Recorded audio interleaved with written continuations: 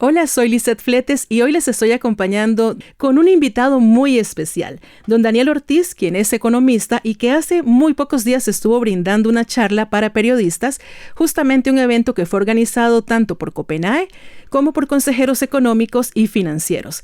Don Daniel además es un miembro del Consejo de Administración de Copenae y bueno, pues vamos a hablar de algo que es muy importante y que justamente ahorita está sobre el escenario financiero. Así que don Daniel, bienvenido. ¿Qué tal? Muy buenos días, Lizeth, y muchísimas gracias por la invitación. Para mí es un gusto estar aquí hablando, ¿verdad? Ahora el cierre del primer semestre, de cómo está la economía, ¿verdad? Y qué podemos esperar. Yo creo que hay algo que es cierto este año y realmente en enero las cosas no se veían como se están viendo en junio. Claro. Estamos en un entorno complejo afuera, ¿verdad? Lo estamos viendo, hace unos pocos días teníamos en lo más, y digamos, volátil y lo más tenso el conflicto Irán-Israel. Totalmente. Estamos en un mundo de guerra comercial, aranceles, Estados Unidos, China y otros 50 países más donde estamos nosotros.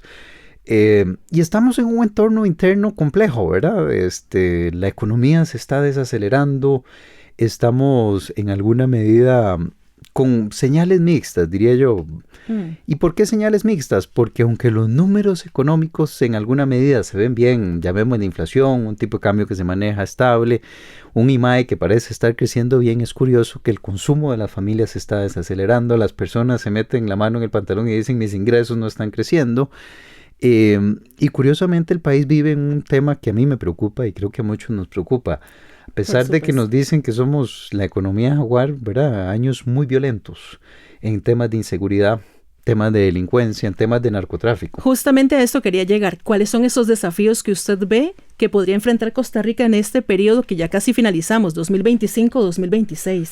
Mira, yo veo riesgos de crecimiento. Es un país que va a estar creciendo más lento. ¿Y qué significa que el país crezca menos? Porque es que todo el mundo dice que o le presta atención si el PIB crece más o crece menos. Bueno, muy sencillo, ¿verdad?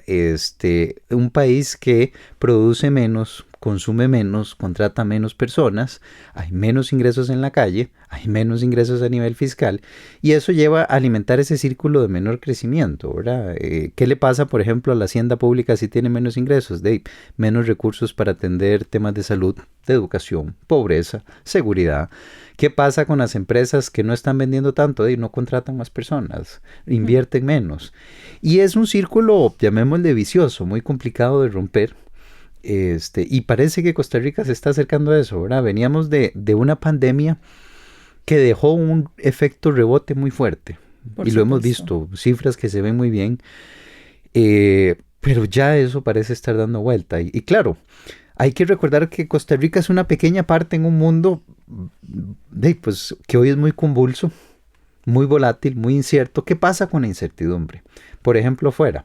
Es un mundo donde uno no sabe hasta dónde van a llegar las nuevas políticas de Trump.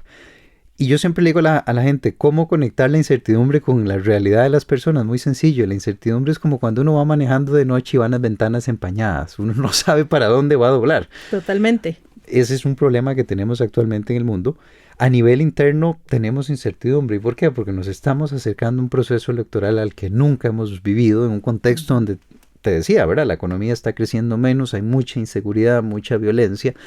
Y al final de cuentas, ¿qué le pasa a los ticos? Y como bien dice el dicho, esperamos a que se aclaren los nublados del día. Eso, o se empieza a especular, porque por ejemplo ahora hablábamos fuera de micrófono y decíamos, bueno, de repente uno piensa, eso está pasando en Medio Oriente, eso está pasando en Estados Unidos, a nosotros no nos va a afectar, pero ¿cómo podría, por ejemplo, este tipo de conflicto geopolítico en este momento afectar la inflación de nuestro país? Es que hay que recordar que Costa Rica, a pesar de que es pequeña, ¿verdad? Economías que tienen 40 millones de personas, 300 millones de personas, 120 millones de personas como México. Costa Rica son solo 5. Pero es una economía pequeña, pero muy abierta, muy integrada al comercio mundial.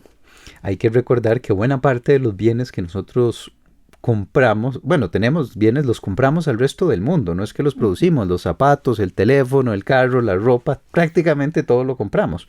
Somos entonces por defecto lo que se llama tomadores de precio.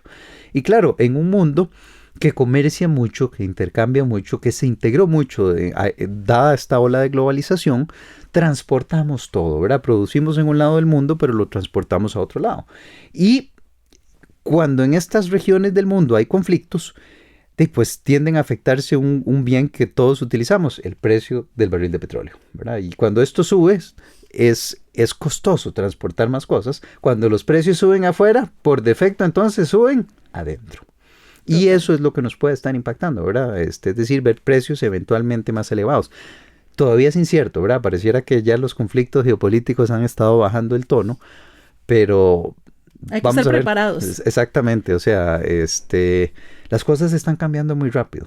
Totalmente. Ahora, con respecto, por ejemplo, al dólar, muestra muchísima variación, movimientos importantes. ¿Qué proyecciones tienen al respecto de este tipo de cambio? ¿Qué impacto va a tener en nuestro país? Mira, lo que estamos viendo es una relativa estabilidad del tipo de cambio todavía, ¿verdad? Puede subir un poco, pero a uno sí le preocupa ver un tipo de cambio en estos momentos muy apreciado. ¿Y qué significa apreciado? Que es un tipo de cambio que está en valores de hace 19 años. Eso ha puesto en problemas al sector turismo, al sector exportador, a las finanzas públicas. ¿Por qué? Porque en el neto Hacienda pierde más de lo que gana cuando baja el tipo de cambio. Y de hecho te doy otra cara no visible de cuando el tipo de cambio se te aprecia mucho, el productor nacional. Y uno me diría, ¿por qué se afecta al productor nacional? Muy sencillo, porque tiene que competir contra productos importados más baratos.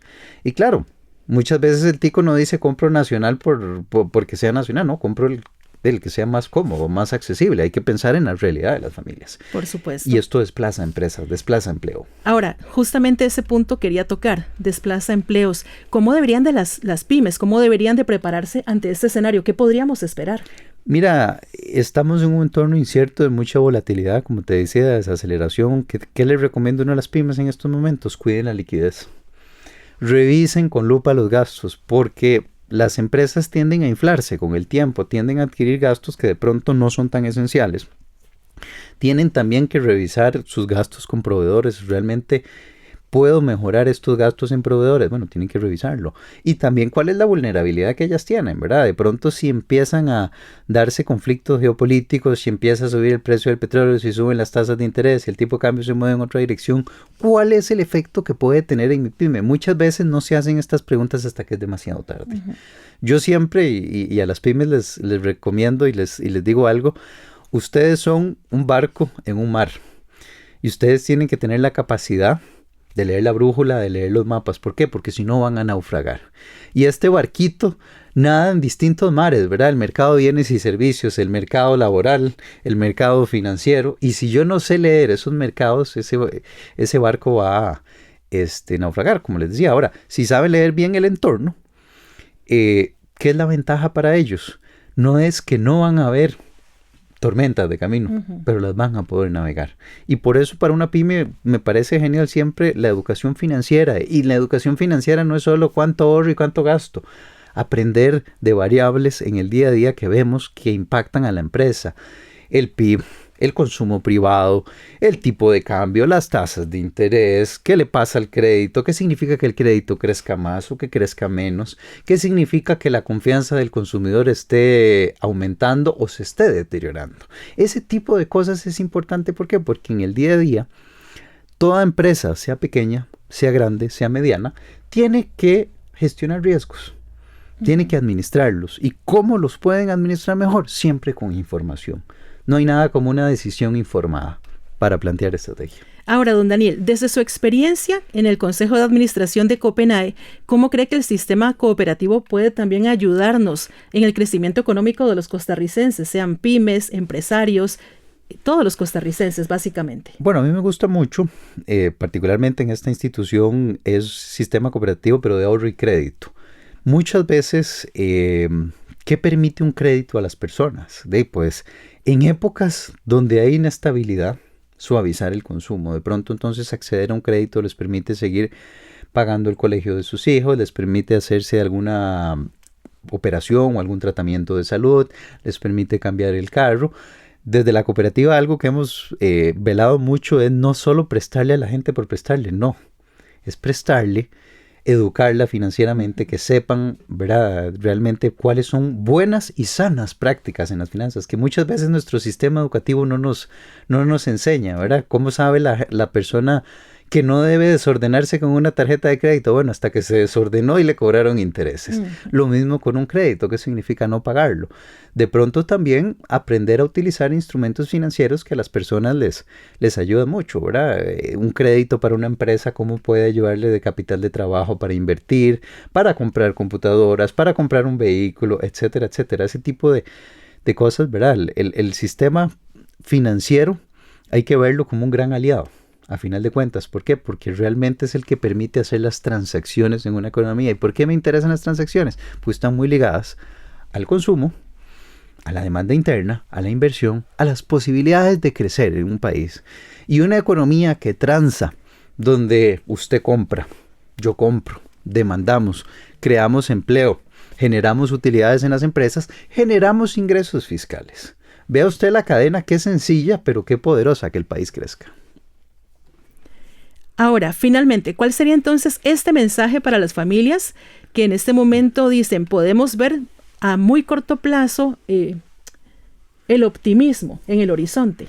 Más bien mi mensaje es cautela, ¿verdad? Estamos en un año donde hay mucha volatilidad, mucha incertidumbre. No sean más bien muy optimistas. Prioricen los gastos esenciales, los gastos discrecionales con cuidado, presupuesten, sean ordenados. Si quieren acceder a educación financiera, hay muchas plataformas en el sistema financiero, no solo Copenhague tiene, pero encantados de que se acerquen.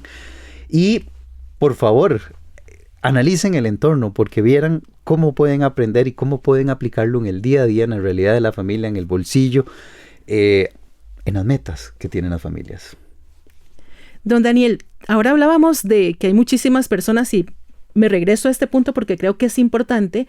El costarricense como tal, o diría, me atrevería a decir que creo que en Centroamérica nunca se nos enseñó desde niños, ¿verdad? La parte de economía, cómo administrar, cuáles serían esos 5 consejos infaltables para una persona que a esta altura quiere empezar a ordenarse. Bueno, suena muy obvio, pero no lo es, ¿verdad?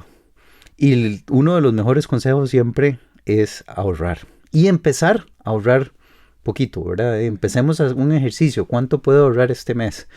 Lo segundo, para los que ya tienen deudas, recuerden el efecto bola de nieve. No es lo mismo tratar de quitarse una deuda grande que empezar a quitar las pequeñas. Vieran qué poderoso es eso. Presupuesten.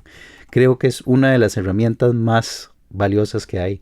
Otro consejo, no se endeuden una moneda que no es la que usted gane. ¿Por qué? Porque los precios cambian. Hay mucha volatilidad, los mercados financieros de pronto iban en una dirección y cambian. Eso significa que el tipo de cambio, tal vez en un nivel yo podía pagar el crédito, tal vez en otro nivel ya no lo puedo pagar.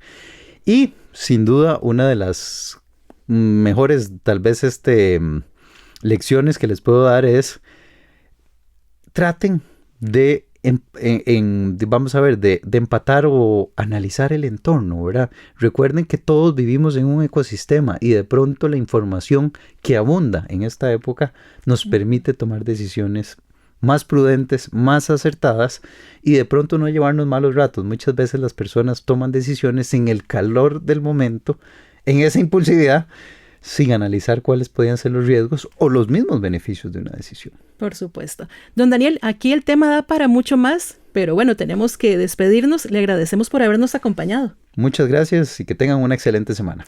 Nos acompañó don Daniel Ortiz y recordamos, que él justamente es parte del Consejo de Administración de Copenhague y estuvimos hablando acerca de las perspectivas económicas de Costa Rica en medio de toda esta situación que estamos sufriendo geopolíticamente. Gracias por haber estado con nosotros desde Panorama.